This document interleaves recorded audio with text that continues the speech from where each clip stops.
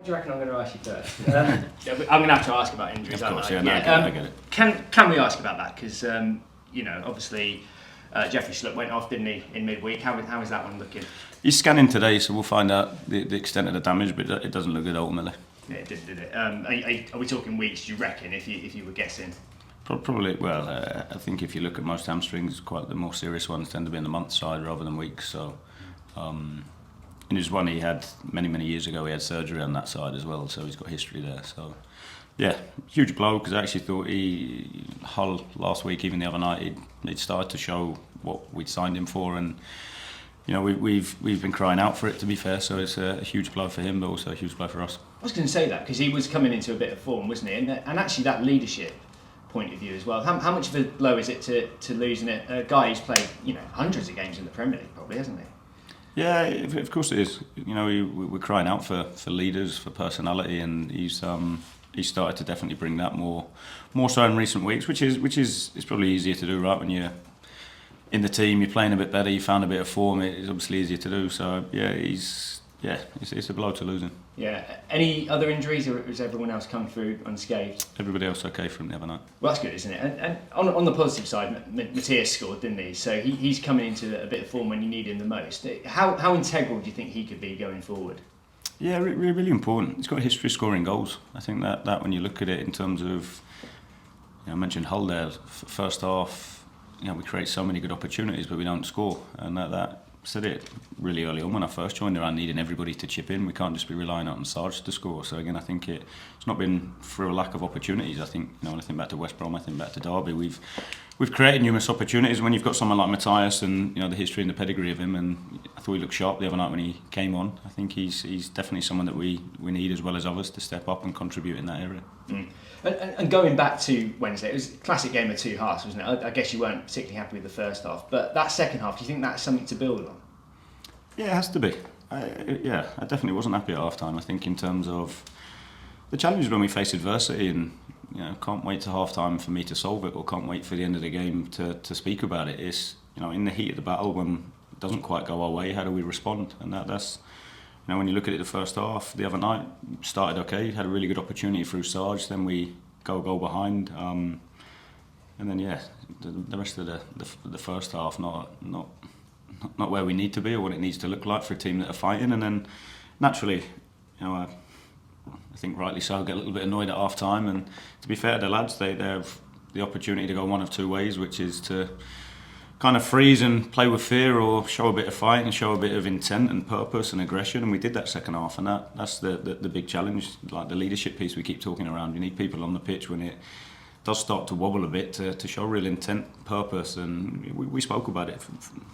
When we're facing that moment, that adversity, we become too passive with and without the ball. We play back rather than look at the second half. I enjoyed the fact that we went a bit longer. We went in behind. We pressed people. We came on to land on second balls facing their goal rather than facing ours, because we've gone back to Vlad. And they're the key messages. Is when you're up against it for a bit, don't be afraid to spin it in behind and then go and counter press and play in their half of the pitch. And that can build confidence. That can build momentum. And they're the things that, like I said, when you're facing a bit of a challenge, there's no snobbery in that. There's nothing wrong with doing that.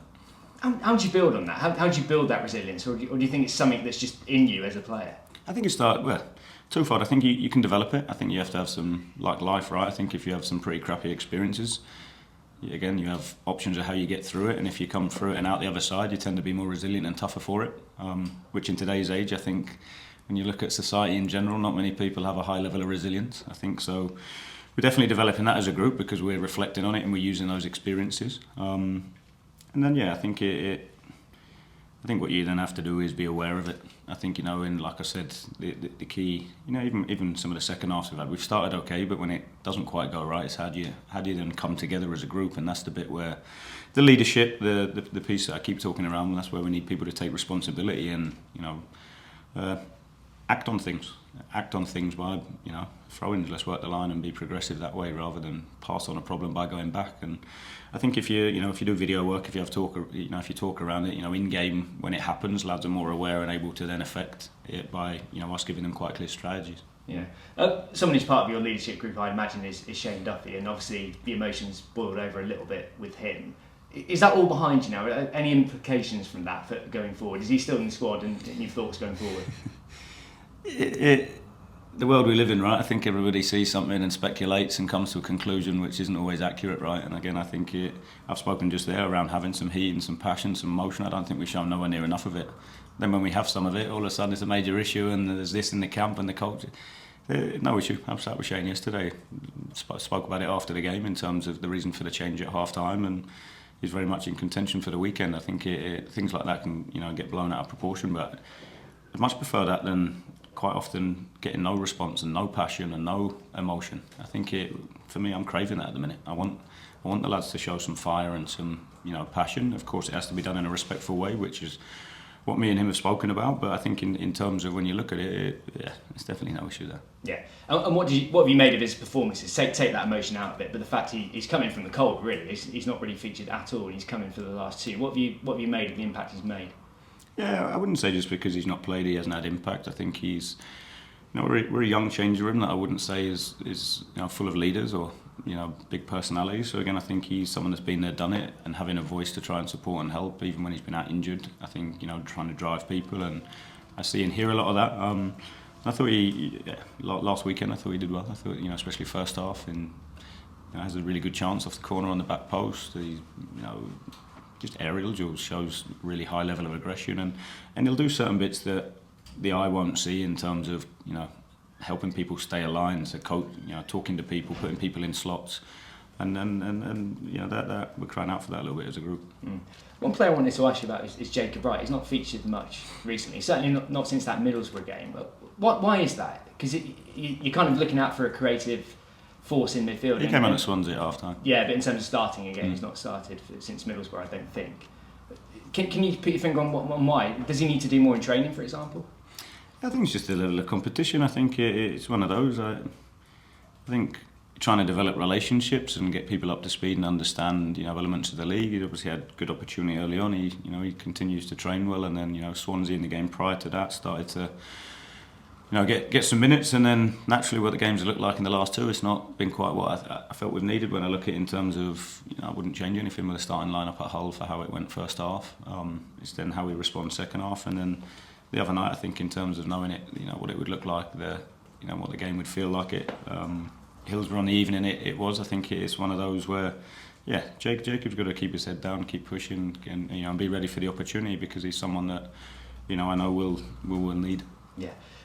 You mentioned the whole game there, and you're right, in the first half there you were really on top, weren't you? If you find yourself in that situation tomorrow, how vital is it that you're more clinical this week, do you think? Not just Hull, I think so many games, huge. You talk about Middlesbrough there, decent opportunities, West Brom, decent opportunities. I'm tired of repeating myself as well, I think, in terms of it. You have to, and at some point I'm confident it'll change. You can't, when you look at the performances in the run of how the games have felt and looked, to come in and having not scored in so many of those when we've been so dominant and had real intent and purpose with it is, there's only so much you can do, and that you have to keep doing that and keep believing in it, and make sure that ultimately when you get the opportunities you're ruthless, and that's the bit, like I said about Matias, someone that's got a history improving at scoring goals, knows how to do it and what it feels like, and that we're crying out for. Yeah, and everyone knows the home record. We're talking about it earlier, weren't we? But how important psychologically is it that you just get something on the board? Because the longer this goes on, the more you're going to get asked about it, the more this is going to just rumble on, isn't it? Yeah, of course. I think, the other night we stopped the run of defeats, which I think is important. I think was it a win which we wanted? Of course not. But I think in terms of coming back from a goal behind, responding like we did second half, we have to take that into the weekend and show that the same level of fight, intent, and like I said, when you get the opportunities, be ruthless with it. And I think just be smart with how we play. I think in terms of territory, playing their half of the pitch is really important. Yeah, and you mentioned fight. You want to see that from the fans as well, but fighting on your behalf, getting behind your team. We saw at Hillsborough how a united crowd can make a huge difference, and there will be people who've made their mind up about you, but you can change that by winning games, can't you? Yeah, completely. I think that like I said, I'm always honest with you guys in terms of I always put my head on and think, if I was a fan, how would I feel? But again, I think I get the frustration, I get the disappointment, I get the anger, I get all of it. But I think, and I felt it at Hull. I asked the fans, I challenged the fans with Hull. I thought the fans first half especially were outstanding, getting behind the lads, and that was twofold, right? I think it definitely gave the lads a lift, and hence the performance, was good first half. And then you have to sustain that. I think that what I felt a couple of times is when it doesn't quite go right and we face that little bit of adversity, we, as a group of lads, we have to then step up and shift the momentum back in our favour by playing forward a bit quicker at times, just to create that momentum again. And that's the type of things I'm sure that will keep the fans with us, which is equally important. I think fans get it. I think if you're not going to play perfect every time, but if you can see you playing forward, can see you being brave, can see you showing intent and aggression, that's the bare minimum. I've said that since day one. How about Leicester? Because you talk about adversity, they're not having a great time of it at the moment. Does this feel like a bit of an opportunity for you? I think every game is. I think we have to have the mindset whoever we're playing against. I honestly think when you look at the margins in the division, they're so tight. They're so close. I think it's probably a little bit different, I'd say, to last season in terms of when I look at the level between teams. I honestly think it's so tight. And that's where I think momentum becomes quite important, confidence becomes quite important, a little bit of luck along the way becomes important. And for me, it's on us to turn it. Whoever we play against, like I said, there's not too many games where I've come away going we're miles worse than them. I think for me, we've come away from games probably frustrated that we've shot ourselves in the foot rather than being dominated by an opposition and losing. And that's why for me we have to take that belief that we can turn it, and we have to do that tomorrow. And I know you've been keen to say you're not looking at the table that in depth because it's still quite early in the season. When do you start to get a bit concerned? I have no idea on that front, to be honest. For me, all my energy will go into tomorrow. I know we have to win games. The table doesn't. I don't need to look at the table to tell me that. I know we haven't won enough, and I know that we need to start winning sooner rather than later. So for me, it'll be make sure that we do everything we can tomorrow. Brilliant. Well, I wish you the best of luck, Liam. Appreciate it. Thank you.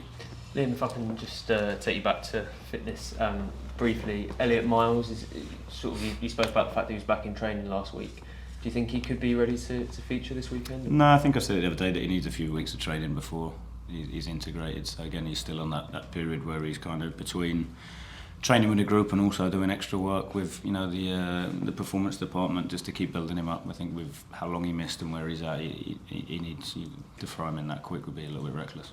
Obviously, with Jeff out, a lot of people will be looking at Lucian Mahovo and Ben Krezene. Neither available. How far away do you think they could be? Possibly after the international break. I think it's one of those we need to see how they progress again, but they're not training at the moment. Is it a similar situation with Jose Cordoba? Yeah, he's probably similar time frames to those two. Okay. And Jack Stacey, unlikely to be, or not going to be available? No, he's progressed and he's moving through the protocols, but tomorrow will be too soon in terms of ticking off the stages that obviously that you have to do to return them. So he'll be available first one after the international break. Yeah, and just wanted to ask about a couple who have been out for a longer period of time, who maybe we haven't asked for a while. Gabe Forsyth and Anis Ben Slimani, sort of how far away are they? Both are actually out on the grass and are progressing well. Still, like I said before, I think Gabe had a minor setback, which is, given the operation he had, is something that, like I've always said, the body doesn't always respond as perfectly and exactly as you'd like to. So he had a minor thing which set him back a tiny bit, but he's out on the grass working now, as is Anis has been out there this week. So they're really low level on the grass, but they're back out there, which is for me is always a positive to see. It's obviously quite a long list of injuries that we're talking about now. You've kind of spoken about the work that's going into it, but I wanted to see how it compared to what it's been like at your previous clubs, because obviously you've never experienced anything like this before. So even though you're not a kind of fitness or injury expert, do you look at it and feel like all the right things are being done? Yeah, I think it's always tough because you're never going to know. On some of the injuries you can probably pinpoint the exact reason. Other ones it becomes quite difficult in terms of knowing why. Previous clubs, I think you go through spells probably where you have maybe a spike, but like I said, I've not had such a high number for such a sustained period. That's new to me. So I think I spoke about it before. There's a lot going on to try and find out why. We're looking at all areas. Whether it be from how we recruit, how do we integrate people, how do we manage programs on the pitch, off the pitch, what do recovery methods look like, training programs. There's so many factors that go into it, and it can vary depending on who the player and the cause of the injury. So it's frustrating, and it makes it challenging, obviously, because of what we have available to select, but also, when you're in such a, like this week, a heavy week, or in game you want to, make changes, it ties your hands a little bit. So we have to get to the root of the problem. With that, the squad kind of depleted by those injuries, are there any sort of younger players in the academy and the under-21s who are standing out to you particularly at the moment as maybe filling in those gaps?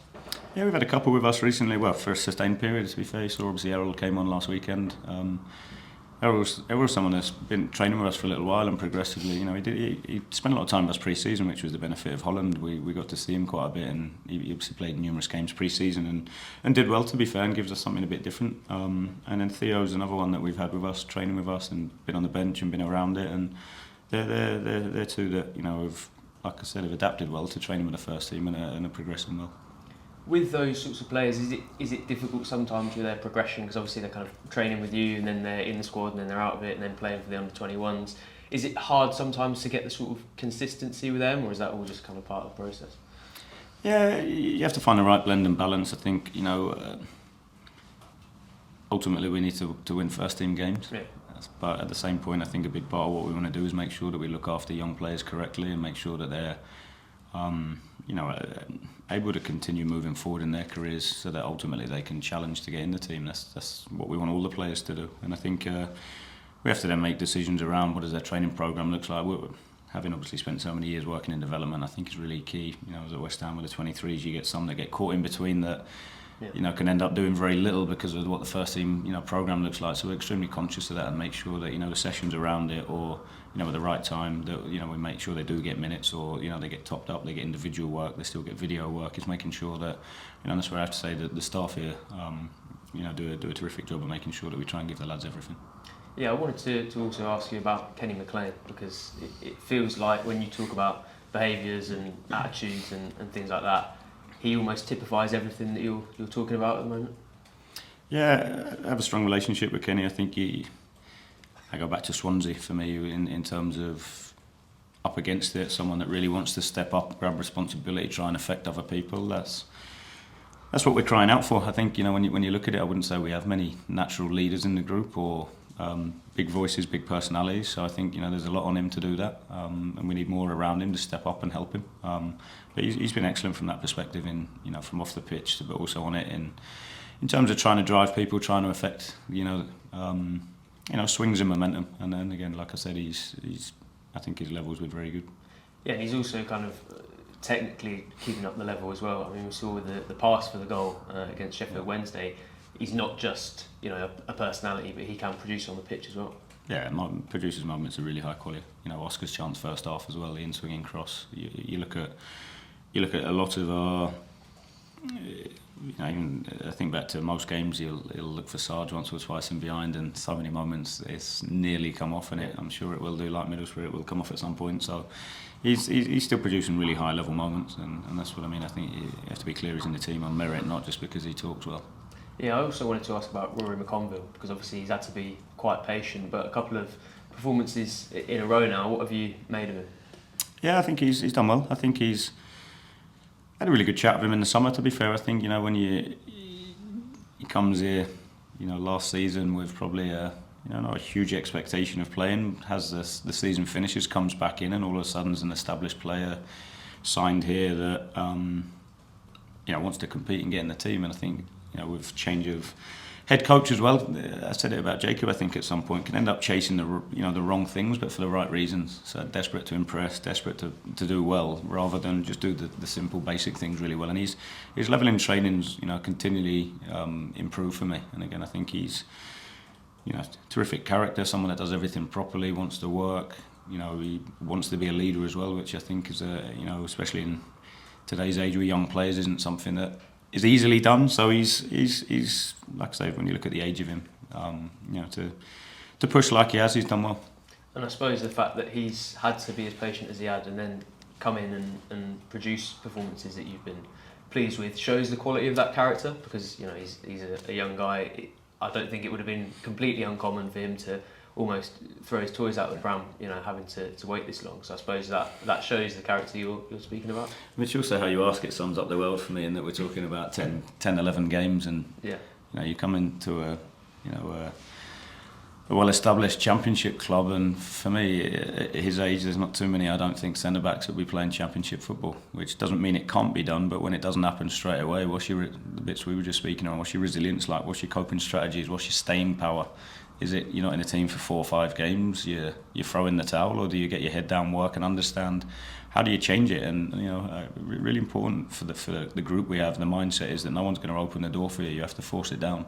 And to be fair to Rory, he's you know, of course he's been disappointed and frustrated, and again, I think during that period still sat with him, still had chats with him, explained why and supported him. And I think what you then get is a player that comes out the other side but now understands, for me, that when he's not quite in the team, he has to still hit a level of consistency, still has to keep his head down, keep fighting, pushing, because that's the only thing that gets you in the team, how you turn up and you perform. Yeah, and on Leicester, Andy's mentioned that they've obviously been struggling for form a little bit, but I think it's probably fair to say that's been the case with a couple of teams who've come to Carrow Road, and it's almost been, you know, it's given them a bit of a relief and an opportunity. Is it also important that your team loses the soft centre at Carrow Road and stops being a place where, you know, people can come and feel confident of getting 3 points? Yeah, we have to create that, and again, I think it's the little things in the key moments.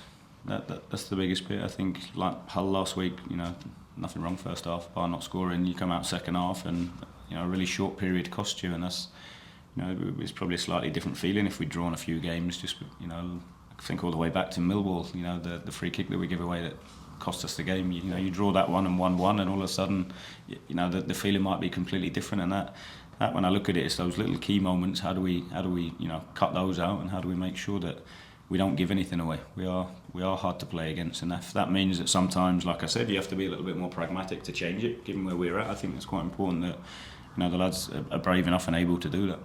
Yeah, just a couple more from me. I have to unfortunately ask you about protests again, because I think there's been talk already of sort of demonstrations after the game. Does it put pressure on the players at all, knowing that, you know, if they lose the game or if they don't play particularly well, that could almost cause more anger and more frustration, as you know, the sorts of scenes we saw last week? If anything, players need to use it as fuel to perform and to change it. Use it as a don't give anybody. Let's turn it. Let's change it. Let's stick together as a group and turn it and change it. And again, I said it the other day. I think that protests are fine. Everybody's got their right to. Everyone, you know, I understand why it happens, but when it crosses a line and becomes personal, I think anyone protesting wouldn't appreciate their families being abused if it happened to them. So for me, I'm quite strong on that. I think of course, do it, but not where people feel threatened. That's, you know, that just because it's football, that doesn't make it acceptable. And like I said, if you flip it in and you put, you know, the people protesting in their shoes and their families were on the other end of it, I'm pretty sure they wouldn't be happy or comfortable with it. So by all means, if it happens, it happens. But for me, the players shouldn't be thinking about that. They should be concentrating and focusing on turning up and delivering a performance and getting a result tomorrow, because ultimately that's the only way that we change this. Yeah, and just finally on your position, because I think a lot of people think, you know, before an international break, that's when a lot of teams decide to make a change. So does it feel particularly big to you in that sense? I haven't thought about it. I never do. I've told you that. I think numerous times. You probably get bored of my response, to be totally honest. But I've done the work. I've prepped. I've given the lads absolutely everything I can to be ready to go and win tomorrow. And then what will be will be. Thanks, Liam. Cheers.